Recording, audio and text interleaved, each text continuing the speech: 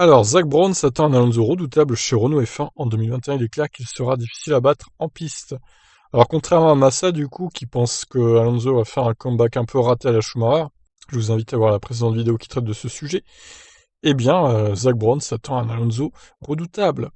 J'ai pris beaucoup de plaisir à courir avec lui, a déclaré le président de McLaren. Nous avons une relation exceptionnelle. Nous avons eu plus de mauvais moments ensemble sur la piste que de bons, malheureusement. Et il a une réputation que je n'ai jamais vraiment vue.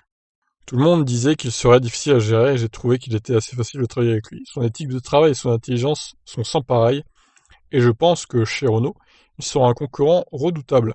C'est probablement le pilote le plus polyvalent avec lequel j'ai travaillé pendant ma courte période en F1 et je pense que la vitesse sera certainement au rendez-vous, donc il est clair qu'il sera difficile à battre en piste.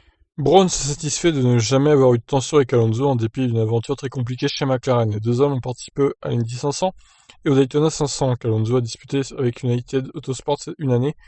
Alors attention, non, c'est pas le Daytona 500 là. C'est les 24 heures de Daytona plutôt. Daytona 500 c'est de la NASCAR. Alonso n'a jamais participé à de la NASCAR. Il faut quand même préciser ça. Ayant déjà piloté moi-même, je ne sais pas si c'est parce que j'ai un peu l'esprit de pilote que je travaille avec les pilotes un peu différemment. Mais bien que nous ayons passé 3 horribles années ensemble, nous n'avons jamais eu d'incident.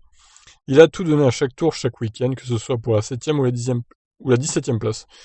Ah oui, GP2 Engine. C'est un vrai pro. À l'Indianapolis en 2017, c'était génial. Je pense que nous avons choqué le monde entier avec cette décision et il a mené 27 tours. Donc c'était un grand moment. Ça s'est terminé en larmes, bien sûr, avec un moteur qui a lâché. Puis 2019 a été un désastre à Indy, et là encore, il a été très pro. Je l'ai laissé aller au Mans, et qu'il a gagné. Nous avons fait Daytona ensemble, donc j'ai une relation exceptionnelle avec lui, et un énorme respect.